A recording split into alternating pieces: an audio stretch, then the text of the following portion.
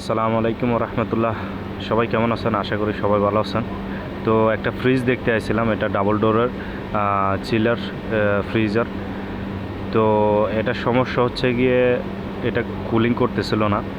তো এটা যে কন্ডেন্সার যে কুলিং ফ্যান এবং কি ভিতরে যে এভাপোরেটরের যে কুলিং ফ্যানটা দোনোটাই নষ্ট হয়ে গেছিলো। তো দোনোটাই চেঞ্জ করা হয়েছে। সরি, এটার ভিডিওটা আমি করতে পারি নাই, কারণ মোবাইল রাখার জন্য স্পেস ছিল না, এই কারণে ভিডিওটা করতে পারি নাই। তো এটা রেস্টুরেন্ট এই সেম আরেকটা চিলার এরকম, এটারও fan motor condenser fan motor ওইটাও খারাপ হয়ে গেছে। তো এই তো এটা খুললাম, এটা এখন চেঞ্জ করব। এটাও সেম ঠান্ডা হচ্ছিল না।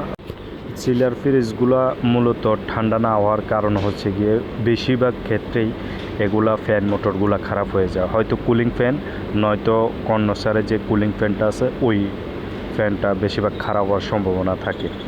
তো এই রেস্টুরেন্টে আমি বেশিরভাগ যে প্রবলেমগুলো ফিল করছি, মানে ওইগুলো সবচেয়ে বেশি মানে হয়েছে গিয়ে ফ্যান মোটরগুলোই খারাপ। তো আমি প্রায় সময় এখানে আসতে হয় ফ্যান মোটর চেঞ্জ করার জন্য। তো ভাবলাম আজকে একটা ভিডিও বানাই, চ্যানেলে ছাড়ি, এই আর কি। আসলে আমি আপনাদেরকে শেখানোর উদ্দেশ্য এরকম কিছু না, বাস কিছু ধারণা দেওয়ার জন্য এই ভিডিওগুলো করা। তো যদি কোনো মানে ভুল হয়ে থাকে কাজের ভিতরে, আপনারা কমেন্ট করে জানাতে পারেন।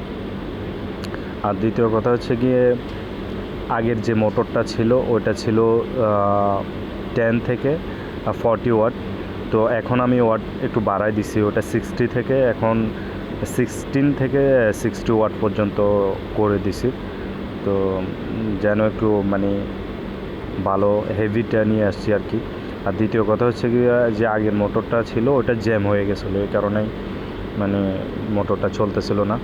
মূলত কিছুক্ষণ চলতেছে, পরে আবার হিট হওয়ার কারণে মোটরটা অফ হয়ে যাইতেছিল। তো মোটর কভারে ফিটিং করে ফেলছি। আর কভারে সবসময় একটা জিনিস কি, চিলারে যে মোটরগুলো লাগানো থাকে, যে কভারে ফিটিং করানো থাকে, কভারগুলো বেশিরভাগ প্লাস্টিক হয়। তো এগুলো একটু মেজারমেন্ট করে টাইট দিতে হয়, বা একটু আন্দাজ করে টাইট দিতে হয়। বেশি টাইট দিলে মানে যদি কভারগুলো ভেঙে যায়, দেখা গেছে যে পরে মোটর চললে ভাইব্রেশন করার সম্ভাবনা থাকে। তো এই কারণেই একটু খেয়াল করে টাইট দেওয়াটা বেটার।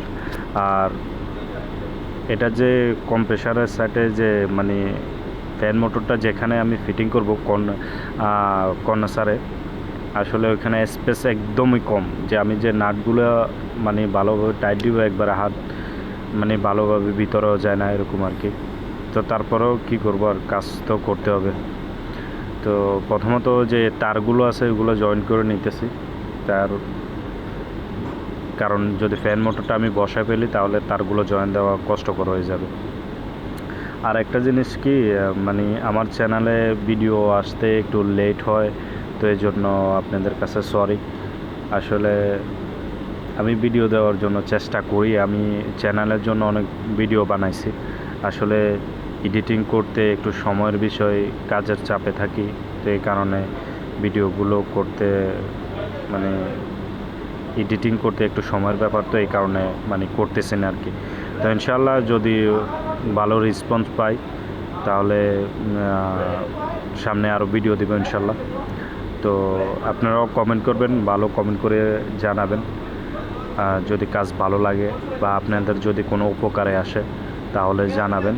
তাহলে আমি ইনশাআল্লাহ ওই বিষয়ের উপরে বা ওই ইয়ার উপরে আমি ভিডিও বানানোর জন্য চেষ্টা করবো আর কি।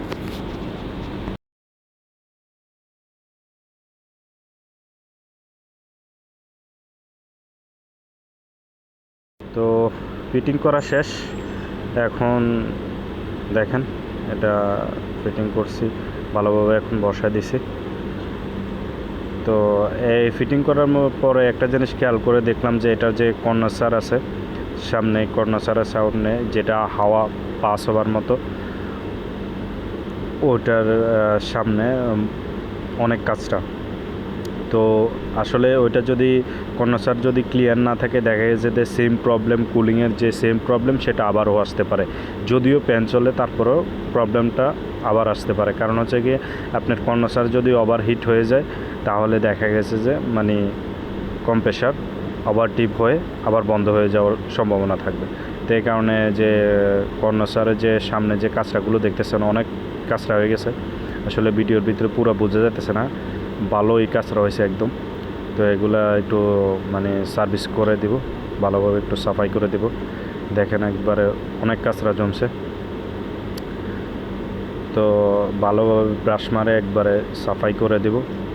কারণ হচ্ছে গিয়ে কাজ যদি ভালো না করি তাহলে দেখা গেছে কাস্টমার না থাকারও একটা সম্ভাবনা থাকে, আর দ্বিতীয় কথা হচ্ছে দিয়ে নিজেরও একটা বদনামি হওয়ার সম্ভাবনা থাকে। তো এই জন্যই চেষ্টা করবেন একটু সময় বেশি দিয়ে হলেও মানে কাজটা সুন্দরভাবে করে দেওয়ার জন্য, বেটার করে দেওয়ার জন্য সবসময় মাথায় ওই চিন্তাটাই রাখবেন। কাজ করে ফেলছি বা হয়ে গেছে চলে গেলাম টাকা নিয়ে, এরকম করলে তাহলে দেখা গেছে যে পরবর্তীতে প্রবলেম আসতে পারে। যেমন কাস্টমারটা আপনার অন্য একজনকে নাম্বার দিতে ও পিছপা হবে, কারণ হচ্ছে গিয়ে সে বলবে যে আমার এরকম করছে, আমার নিজেরটাই ঠিক করতে যে অনেক খারাপ হয়ে গেছে এরকম আর কি। তো এই কারণে সবসময় কাজ করার সময় একটু খেয়াল করবেন, যদি একটু টাইম বেশি যায় ভালোভাবে করে দেওয়ার জন্য, এই আর কি।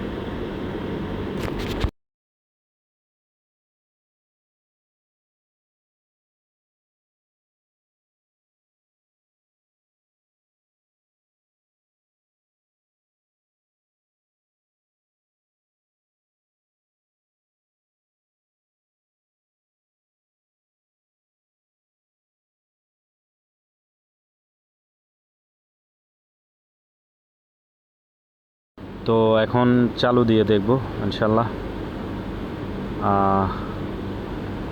এখন এটার টেম্পারেচার আছে 23।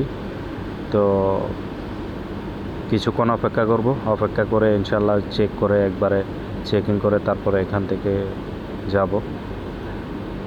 তো দেখব ফ্যান মোটরটা চলতেছে কিনা বরাবরভাবে। তো এখান থেকে তো বোঝা যাইতেছে না, ভিতর থেকে মানে ট্রাই করে দেখব।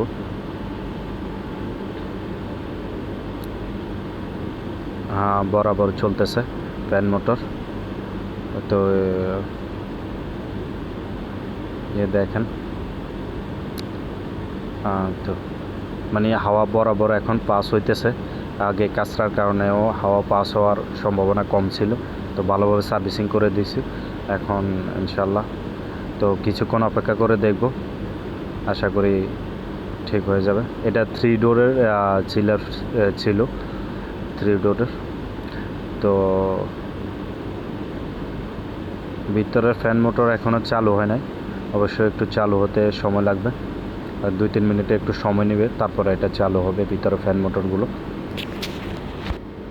টেম্পারেচার অলরেডি 7 চলে আসছে, তো কুলিংও ভালো হইতেছে। তো ভিডিওটা ভালো লাগলে সবাই লাইক অ্যান্ড কমেন্ট করে জানাবেন। তো ওকে, আল্লাহ হাফেজ।